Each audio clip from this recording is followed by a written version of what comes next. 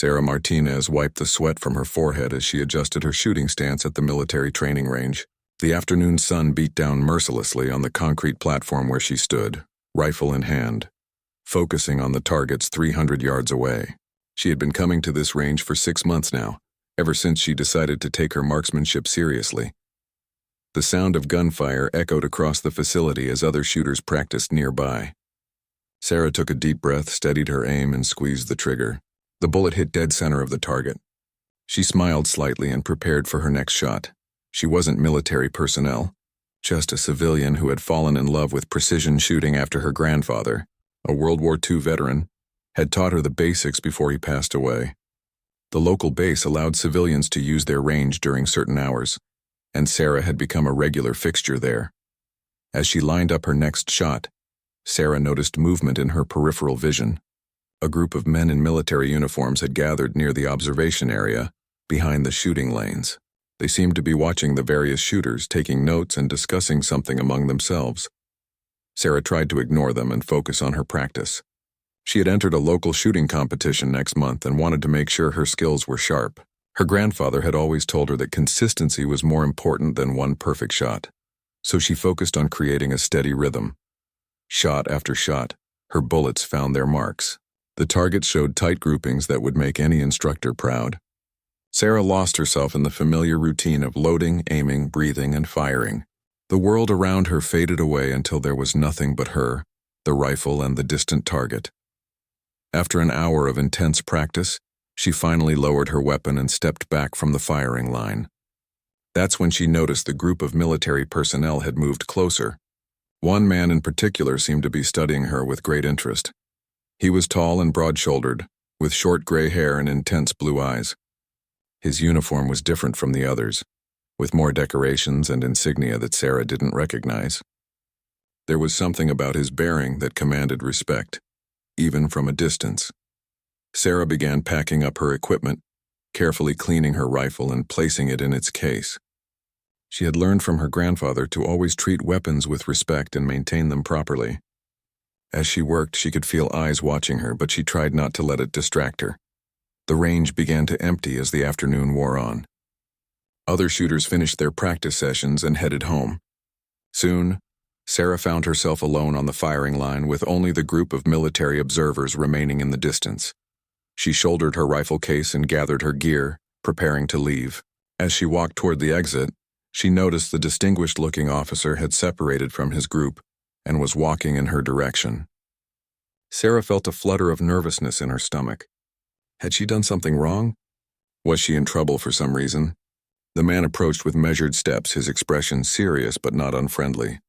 Sarah stopped walking and waited, unsure of what to expect. In her 6 months of coming to this range, she had never had any military personnel approach her directly. When he was about 10 feet away, the officer suddenly stopped. Sarah watched in amazement as he brought his hand up in a crisp military salute and held it there. His eyes locked on hers. The gesture was performed with such precision and respect that Sarah felt her breath catch in her throat. She stood frozen, not knowing how to respond.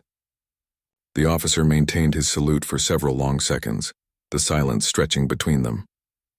Finally, he lowered his hand and nodded once before turning and walking back toward his group. Sarah remained standing there, confused and curious about what had just happened. Why had this obviously high-ranking military officer saluted her? She was just a civilian practicing at the range. The interaction left her with more questions than answers, and a strange feeling that her life was about to change in ways she couldn't imagine. Sarah couldn't stop thinking about the salute as she drove home that evening. She replayed the moment over and over in her mind, trying to understand what it meant. The officer's face had been serious but respectful, almost reverent. It was unlike anything she had ever experienced. At home in her small apartment, Sarah sat at her kitchen table with a cup of coffee and her grandfather's old photo albums. She often looked through them when she felt confused or needed guidance. The black and white photographs showed him during his service in the Pacific Theater, young and proud in his uniform. She found the picture she was looking for, her grandfather receiving a medal for marksmanship during the war. He had been one of the best shots in his unit, a skill that had saved many lives during combat. Sarah touched the photo gently, wishing he was still alive to help her understand what had happened today. The next morning, Sarah returned to the range as usual. She hoped to see the officer again and maybe get some answers, but when she arrived, only the regular range staff were present. She set up at her usual position and began her practice routine, though her concentration wasn't as sharp as normal. Halfway through her session, Sarah noticed a young soldier approaching her station. He was carrying an envelope and looked nervous. When she paused her shooting, he walked over and handed her the envelope without saying a word, then quickly walked away. Sarah opened the envelope with trembling fingers. Inside was a simple note written on military letterhead. It read, "Miss Martinez, your grandfather would be proud. If you're interested in learning more about your family's service record, please meet me at the base commissary tomorrow at 1400 hours. Commander James Harrison, Navy SEALs." Her heart raced as she read the note again. Navy SEALs? What did her grandfather have to do with the SEALs?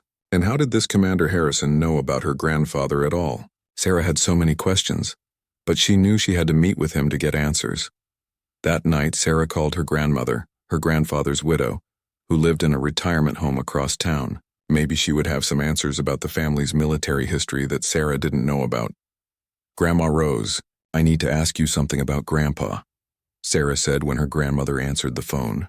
"Did he ever mention anything about special operations or working with elite units during the war?" There was a long pause on the other end of the line. "Why are you asking about that, dear?" Her grandmother finally replied, her voice quieter than usual. "Something strange happened at the shooting range today. A Navy SEAL commander approached me and seemed to know about Grandpa's service. He wants to meet with me tomorrow." Another pause. "Sarah, there are things about your grandfather's service that we never talked about. He made me promise to keep certain details private.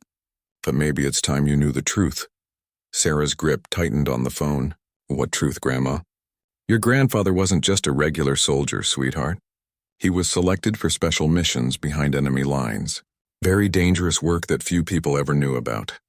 The records were classified for decades. I suppose they must be declassified now if military people are contacting you." Sarah felt her world shifting. Her grandfather had always been her hero, but she had thought he was just a regular infantryman who happened to be good with a rifle. The idea that he had been involved in secret missions made her see him in an entirely new light. "There's more," her grandmother continued. "Before he died, he left some documents in a safety deposit box.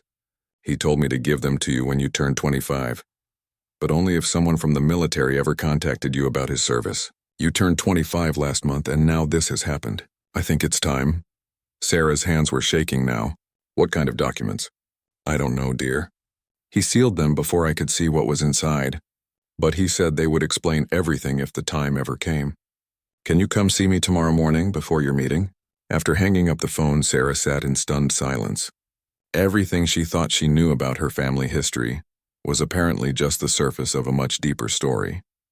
She had always felt a strong connection to her grandfather and to marksmanship, but now she wondered if there was something more significant about that connection.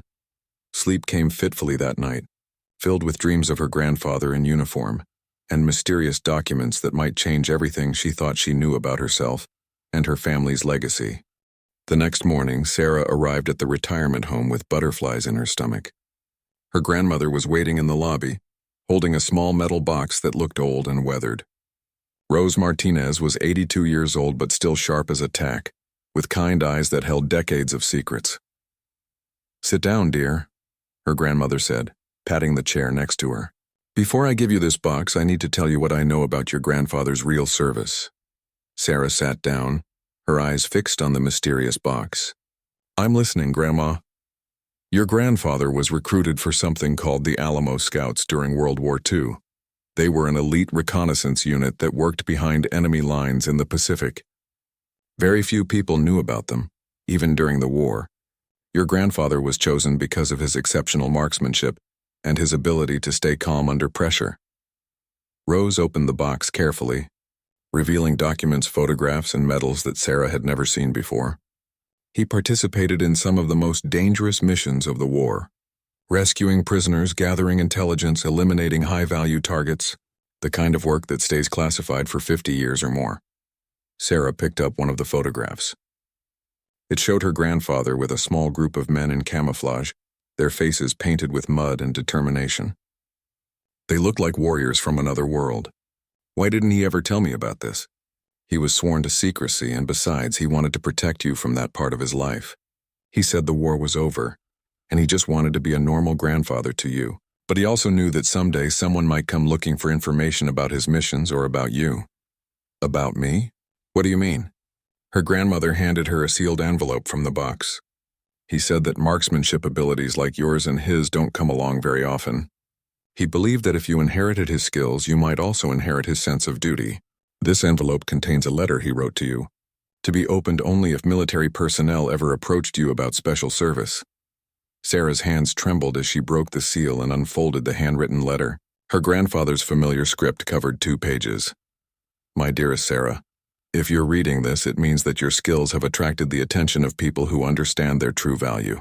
I have watched you shoot since you were 12 years old, and I recognize something special in you from the beginning. You have the same gift that led me to serve my country in ways I could never discuss while I was alive. The work I did during the war was dangerous, but it was also the most important thing I ever accomplished.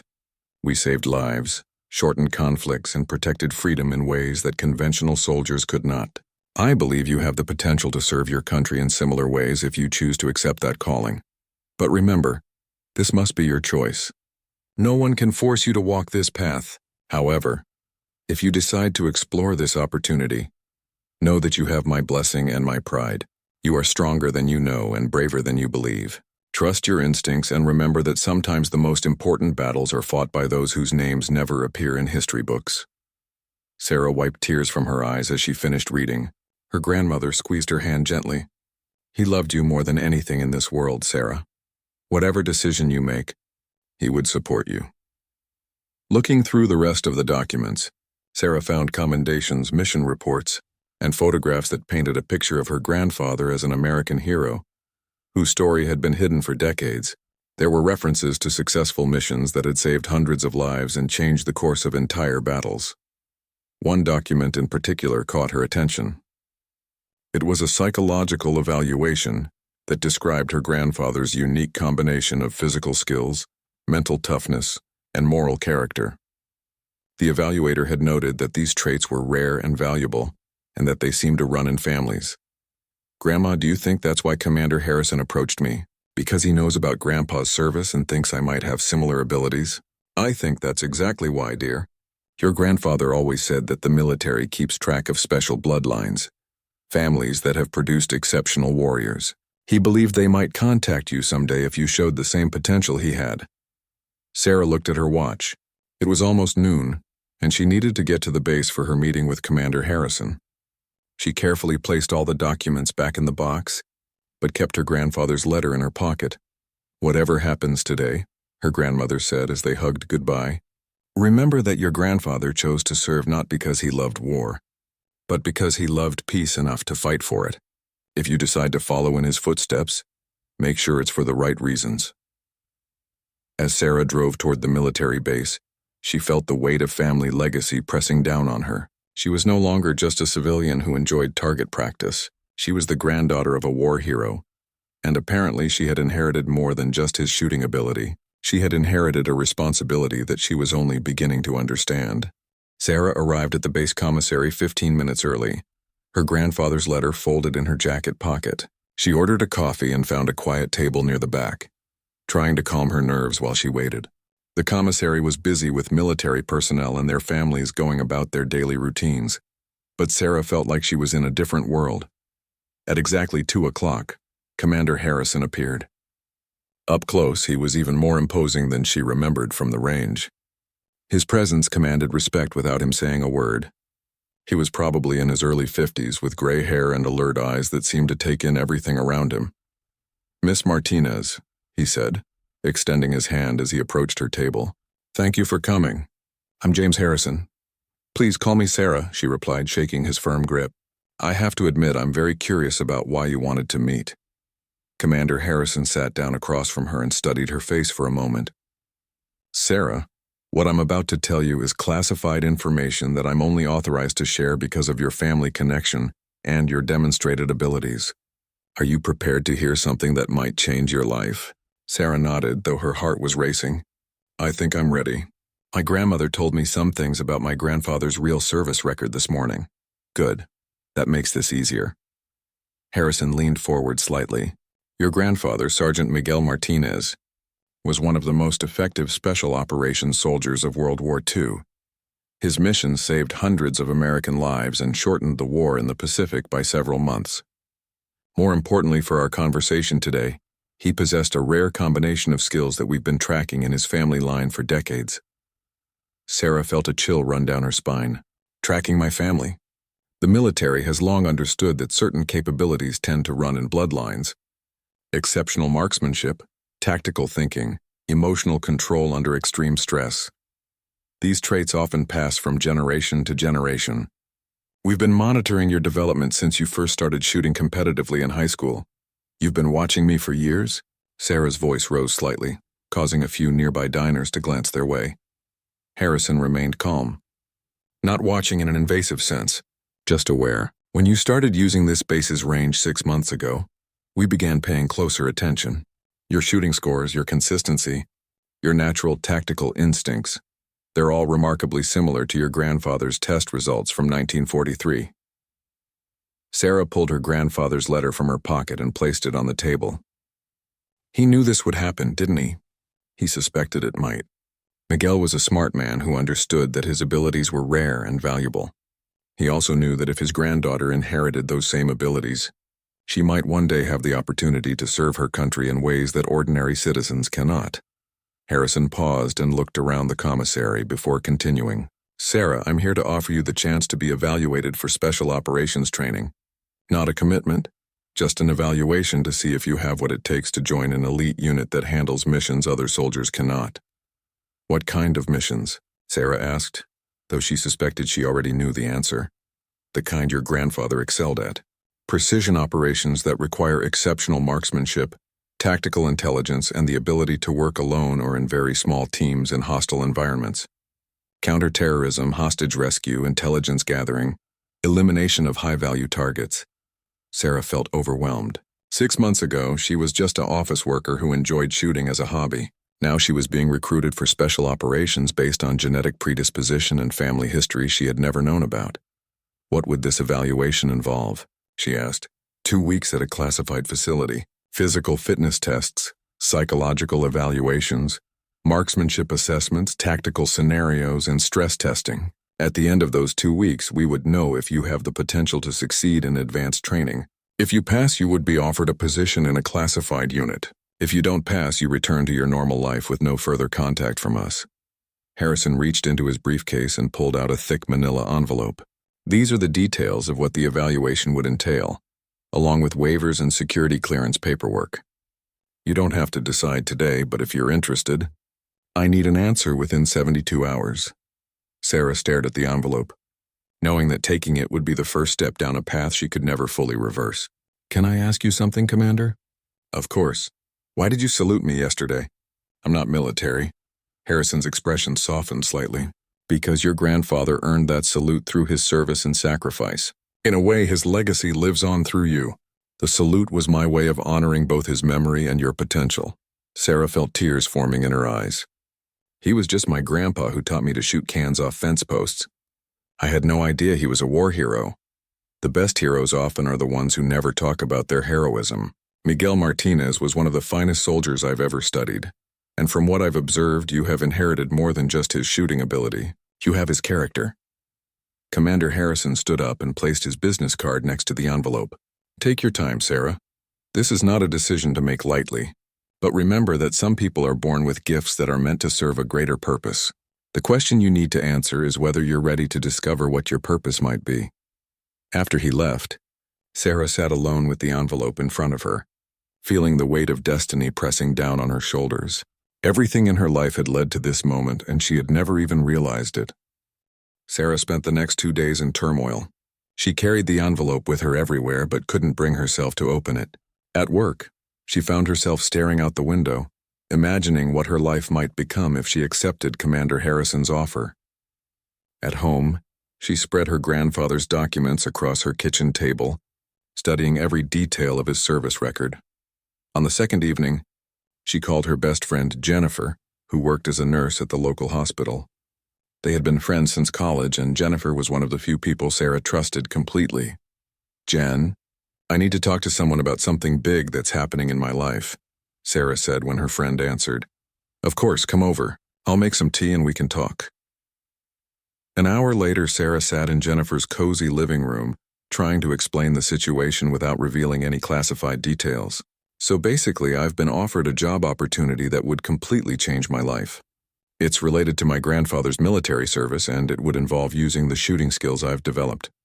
Jennifer studied her friend's face carefully. "This sounds like more than just a job opportunity, Sarah. You look like someone who's been asked to make a life or death decision." "Maybe I have been," Sarah admitted. "The thing is, if I take this path, there's no going back to my normal life. Everything would change: where I live, what I do, even who I can talk to about my work." "But you're considering it because you feel like it's your destiny, right?" "Like this is what you were meant to do?" Sarah nodded. "How did you know?" "Because I've watched you at the shooting range, Sarah. You don't just practice, Gone, you become someone else when you have a rifle in your hands. You become focused and confident in a way that you never are in your regular life. Maybe this opportunity is a chance for you to become who you're really supposed to be." That night, Sarah finally opened the envelope. The documents inside detailed a rigorous evaluation process that would test every aspect of her physical and mental capabilities. The psychological profile requirements were particularly intense. They wanted to know if she could handle the stress of life or death situations while maintaining moral clarity and emotional stability. One section caught her attention. Candidates must demonstrate the ability to make difficult decisions under extreme pressure while maintaining unwavering commitment to protecting innocent life and upholding American values. This wasn't just about shooting ability. They wanted to know if she had the character to handle the responsibility that came with elite military service. The next morning, Sarah made a decision. She called in sick to work and drove to her grandfather's grave. She had never visited alone before, but she felt like she needed to have a conversation with him about the choice she was facing. Standing before his headstone, Sarah pulled his letter from her pocket and read it again. The words, "Trust your instincts, and remember that sometimes the most important battles are fought by those whose names never appear in history books," seemed to jump off the page. "Grandpa," she said quietly, "I wish you were here to tell me what to do. I'm scared that I'm not brave enough for this, but I'm also scared that if I don't try, I'll regret it for the rest of my life." A gentle breeze rustled the leaves of the oak tree above his grave, and Sarah took it as a sign that he was listening. She thought about all the times he had encouraged her to push herself beyond what she thought she could achieve. He had never let her settle for being ordinary when she had the potential to be extraordinary. That afternoon, Sarah returned to the base and asked to speak with Commander Harrison. When he met her at the gate, she handed him the signed paperwork. "I want to try," she said simply. "I don't know if I'll succeed, but I need to find out what I'm capable of." Harrison smiled for the first time since she had met him. "Your grandfather would be proud, Sarah.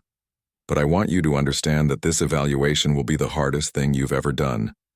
We're going to push you beyond your limits to see what you're really made of." "When do I start?" she asked. "Monday morning. Report to this address at 0500 hours. He handed her a card with an address she didn't recognize. "Pack light, everything you need will be provided. And Sarah, once you walk through those doors Monday morning, you'll be committed to seeing this through to the end, regardless of how difficult it becomes." Sarah looked at the address on the card, realizing it was probably the last weekend she would spend as an ordinary civilian. "Commander, can I ask you one more question?" "Shoot. How many people actually pass this evaluation?" Harrison's expression became serious. "In the past 5 years, we've evaluated 43 candidates. 7 passed and went on to complete advanced training. Of those 7, 5 are currently serving in active special operations units." Sarah felt her stomach tighten. Less than a 20% success rate. But instead of discouraging her, the statistics made her more determined. Her grandfather had succeeded in the most dangerous missions of World War II. She had his blood, his training, and his letter of encouragement. More importantly, she had something to prove, to herself, to his memory, and to the country he had served with such distinction. "I'll see you Monday morning." "Commander," she said, shaking his hand firmly. As she drove home, Sarah felt a mixture of terror and excitement that she had never experienced before. In 72 hours, her real life would begin. Monday morning arrived gray and cold. Sarah stood outside an unmarked building at 4:55 a.m., her small duffel bag slung over her shoulder. The address Commander Harrison had given her led to what looked like an ordinary office complex. But she noticed security cameras and knew this was anything but ordinary. At exactly 5 a.m., the front door opened. A woman in military fatigues emerged, her bearing as professional as any soldier Sarah had ever seen. "Sarah Martinez?" she asked. "Yes, ma'am. I'm Master Sergeant Rodriguez. From this moment forward, you are Candidate Martinez. Follow me." Sarah followed her through a maze of corridors that seemed to go deeper underground than should have been possible. They passed through multiple security checkpoints, each requiring different credentials and biometric scans. Finally, they arrived at a large room where 6 other people waited, all looking as nervous and determined as Sarah felt. "Candidates," Master Sergeant Rodriguez announced, "welcome to your evaluation. For the next 14 days you will be tested in ways you cannot imagine. Some of you will discover strengths you never knew you had. Others will discover limits they cannot overcome. All of you will learn something important about yourselves." The first week was brutal. Physical fitness tests pushed Sarah's body to its breaking point. She ran obstacle courses in full gear, completed swimming challenges that left her gasping for air, and endured hours of combat training that left bruises on top of bruises. By Wednesday, 2 candidates had voluntarily withdrawn from the program, but the psychological tests were even harder than the physical ones. Sarah found herself in simulated hostage scenarios where she had to make split-second decisions about when to shoot and when to hold fire. She was placed in isolation chambers and subjected to stress techniques designed to break down her mental defenses. The evaluators wanted to know how she would perform when everything went wrong. On the 8th day, Sarah faced her most difficult challenge yet. She was placed in a sniper scenario where she had to eliminate a target who was holding a hostage. The simulation was so realistic that Sarah forgot she was in a training exercise. Her grandfather's voice seemed to whisper in her ear, reminding her to breathe, to focus, and to trust her training. She took the shot. Perfect center mass on the target without harming the hostage. But as the simulation ended, Sarah realized she was shaking. The responsibility of taking a life, even in simulation, was overwhelming. "How did it feel?" asked Dr. Williams, the program's psychological evaluator, as they debriefed the exercise. "Terrible," Sarah answered honestly. "But necessary. If that had been real, an innocent person would have died if I hadn't acted." "That's the right answer," Dr. Williams said. "The candidates who enjoy these scenarios wash out immediately. We need people who understand the weight of these decisions but can still make them when required." By the end of the second week, only 3 candidates remained: Sarah, a former Marine named David, and a police officer named Lisa. The final test was a complex mission simulation that combined everything they had learned. They would work as a team to infiltrate a facility, gather intelligence, and eliminate a high-value target without being detected. The mission took 18 hours to complete. Sarah found herself naturally falling into the role of team sniper, providing overwatch while David and Lisa handled close-quarters operations. Her shooting was flawless, but more importantly, her tactical decision-making kept the team safe when unexpected complications arose. When it was over, the 3 exhausted candidates were brought before a panel of officers, including Commander Harrison. Sarah barely recognized herself in the mirror. 2 weeks of intense training had transformed her into someone harder, more focused, more confident. "Candidates," Commander Harrison began, "you have all demonstrated exceptional ability and character. However, only one of you will be offered immediate advancement to Phase 2 training." Sarah's heart sank.